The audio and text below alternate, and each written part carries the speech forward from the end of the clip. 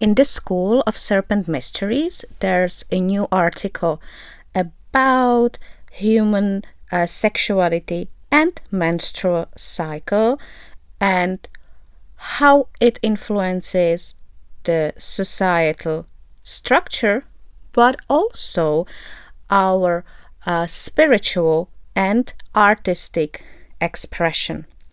I will use this article as a template sheet for this video, but we will go in this video even deeper. You can find the article in the School of Serpent Mysteries, and the link for the school is in my bio. And now let's have a look into it. Most mammals experience an estrous cycle. We call it also a heat. It's the time when females can get pregnant, and at the same time they are also receptive to mating. In contrast, the human menstrual cycle is very unique. Our ovulation is more frequent, and also our menstruation is overt, we bleed, ovulation is concealed, and also we are almost the only species experiencing a menopause. Then human sexual activity can occur at any time because of the fact that our ovulation is not that obvious. It allows for sex to function as a tool for social bonding, stress relief, pleasure, rather than solely for reproduction.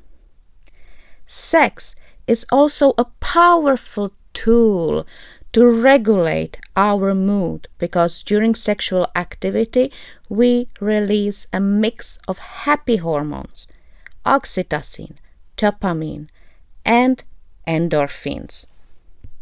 The sexual activity is very powerful and unique language, non-verbal language.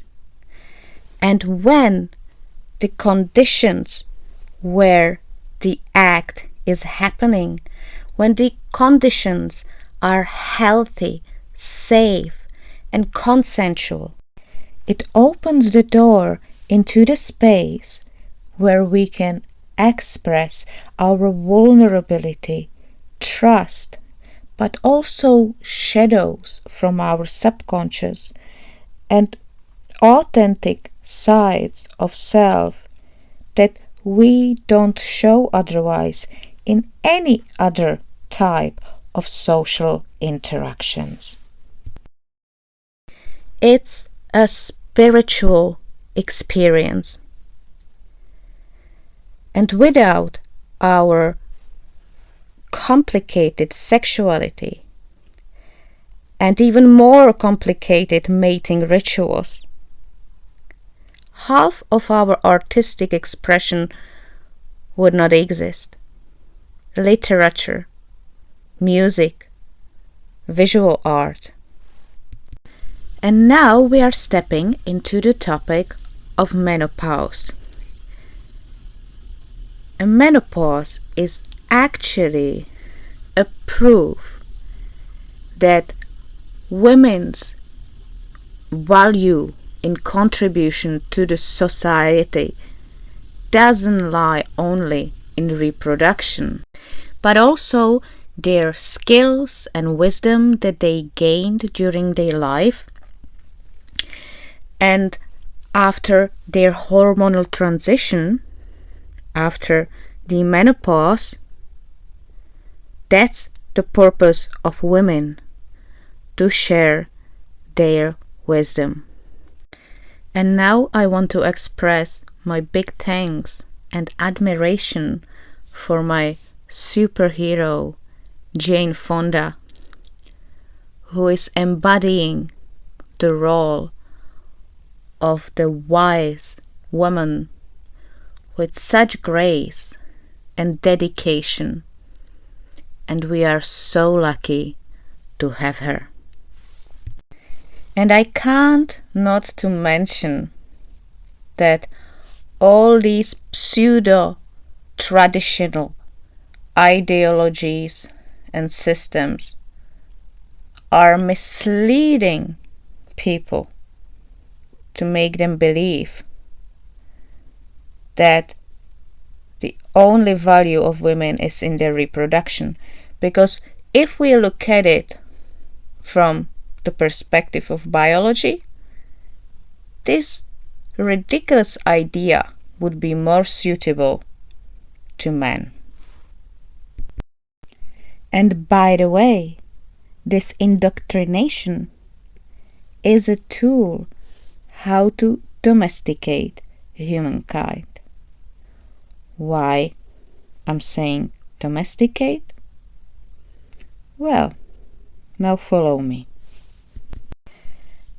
Domesticated animals are less intelligent than those animals that live in the nature, they live in their natural environment. Why? Logically, they don't have to make the effort to get the resources that they need for survival. And because they don't live in the society that was naturally created around. I mentioned in previous videos, every society is actually created around a female menstrual cycle, so the species survive and the act of procreation is protected. But also, of course, it's about the resources to get. And for that, you need to cooperate.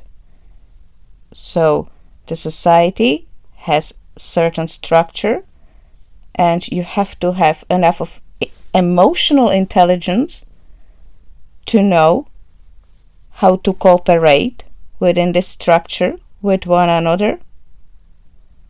But also, you need a big dose of intelligence to be able to mate and procreate.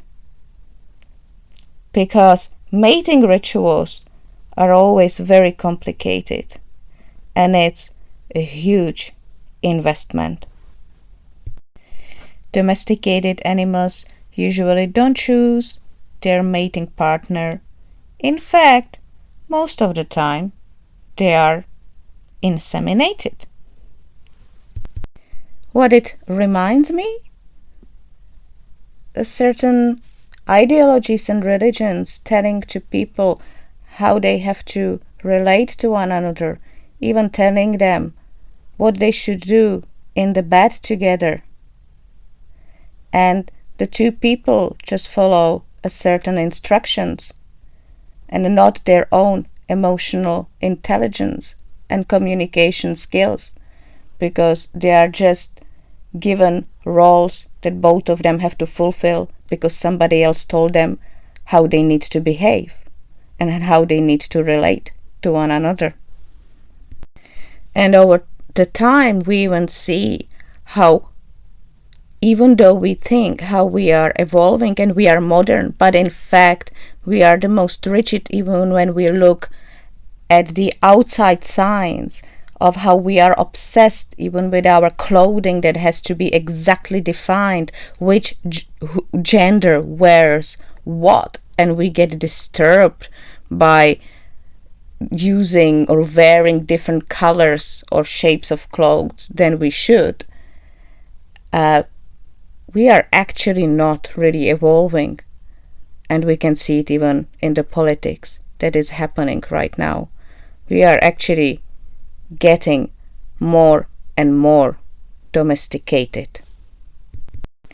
And it's not a coincidence that the guys on the top of the hierarchy of today's human society in a global perspective, that they are quite collectively saying that empathy is weakness.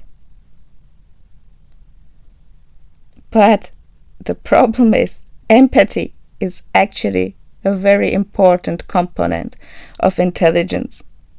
Because without empathy, you are so stupid that you make such short-sighted and selfish decisions because you don't see the consequences of your decisions, the consequences on other people and the next generation, just because you don't care. And if everyone would do this, humans as a species are doomed, because it's basically committing a suicide. It's a dead end. It goes nowhere. It's not evolution, it's degeneration. And even if you will fly to some other planet, it doesn't change the fact.